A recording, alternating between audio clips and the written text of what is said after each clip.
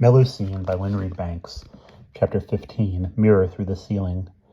Even before they had reached the far end of the chateau, the sky had begun to cloud over. It put a literal damper on the family's plans for an outing, threw the twins into a bad mood, and turned their mother's thoughts anxiously to another possible deluge, with the accompanying darkness and leaks. She said they must drive into the village at once to buy candles, oil for some lamps she'd found in a cupboard, and possibly some sheet plastic to cover the bed and the good carpet in the big room, which had also been leaked on. "It's awful being abroad when disaster strikes," she said, "not knowing how to call in the people one needs to put things right. I bet that grotty Serpe man won't do a thing."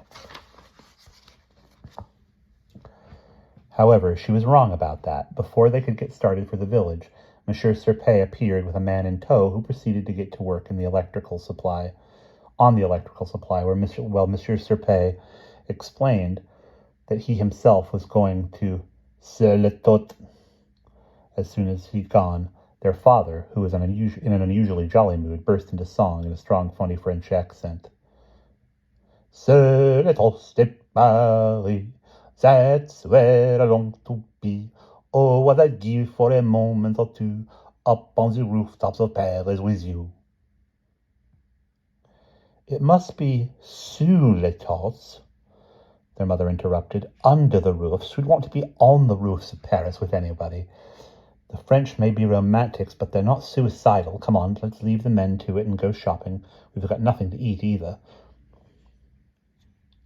Of course, they had plenty to eat, but their mother, at the least hint of a crisis, always started panic buying as if preparing to withstand a long siege.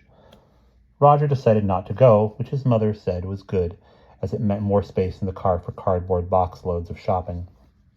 The mention of cardboard gave Roger an idea.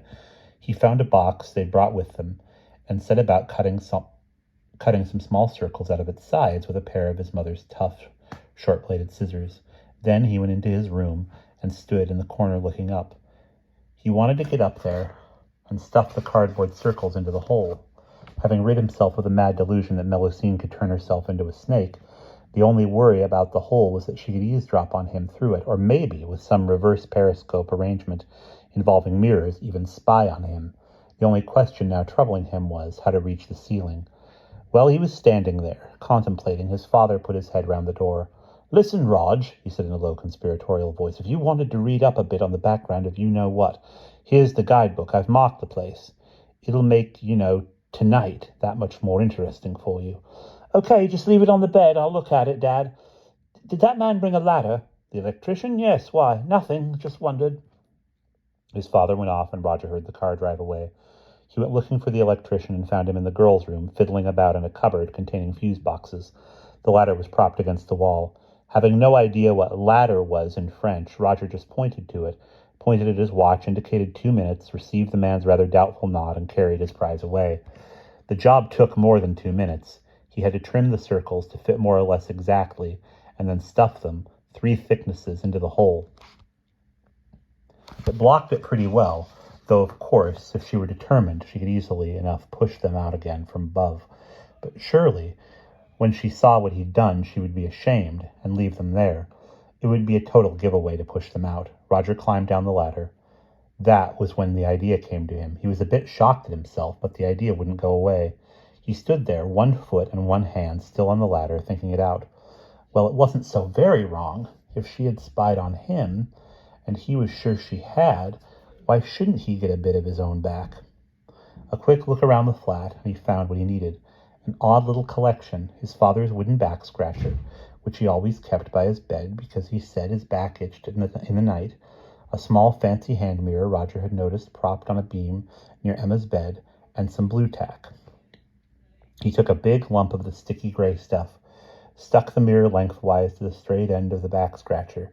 It wasn't very firm, and would drop off if it bumped against anything. He'd have to be very careful getting it through the hole, and then climbed back up the ladder. He had a bit of a job prizing out the 3 cardboard circles he'd so carefully stuffed into the hole, but he managed it with the curved end of the back scratcher. Then, reversing this, he cautiously poked the mirror up through the hole. He couldn't see a thing. He twisted the stick this way and that, but from his angle he couldn't even see the mirror, let alone what it reflected. He expressed his feelings strongly under his breath and withdrew the stick somewhat sharply. Too sharply, the mirror caught on the edge of the hole and fell off with a little clink onto the floor of Melusine's room. The back scratcher, with its blue tack still in place, came down mirrorless. Roger looked at it appalled. Now he'd done it. What an idiot. He climbed higher up the ladder and tried to reach his hand through the hole to rescue the mirror. That would tell Melusine as soon as she walked into her room what he'd tried to do. By ignoring the scraping of the broken lathes, he managed to squeeze half his forearm through the hole, but he couldn't bend his wrist enough to reach the errant mirror. It would have to stay there. At that moment, there was a knock on his door, and before Roger could do or say anything, the electrician put his head in. He stared at Roger, standing guiltily near the top of the ladder. Qu'est-ce que tu fais là? Asked the man in simple astonishment. Roger half climbed, half slid down to the floor. Rien, pardon. He closed the ladder and gave it to the man, who took it and went out of the room, looking back suspiciously over his shoulder. Roger felt quite desperate. He'd have to do something, find Melusine and try to explain. Explain how? You spied on me, so I tried to spy on you? How could he possibly find the right words?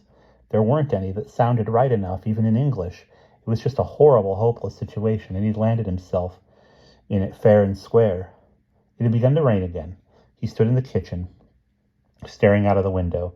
He remembered Emma's words. I hate this place. I wish we'd gone to Newport again. He thought her mad at the time. Boring old Newport, where they spent every summer. What was the fun in that? Where was the adventure? But now, he thought, yes, Newport's good. Newport's safe. A few bad things have happened there.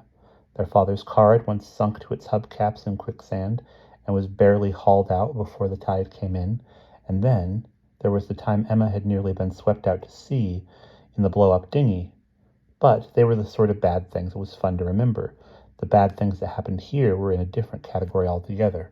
Roger really couldn't think of anything he could do short of trying to get into Melusine's room to rescue the mirror. Well, why not? Could things be worse than now? Yes, they definitely could be if he were caught in Melusine's room by the ogre. He couldn't shake off the dread that he had. He couldn't shake off the dread he had of him, the look of ferocious anger he had given him that day in the kitchen. But the thought of the mirror winking on the floor near the hole simply made it impossible for him not to do something, however risky, however futile. He went outside into the drizzle and walked around to the side of their wing. Then he saw that fate was urging him on, another ladder. Monsieur Serpais presumably was leaning against the outside of the building, running up to the roof that was right above Melusine's window. You could get in from it easily. What if the ogre were somewhere on the roof? Not in the rain. He'd have come down. It'd be pretty safe if Roger hurried. He went up the ladder like a monkey in 2 seconds.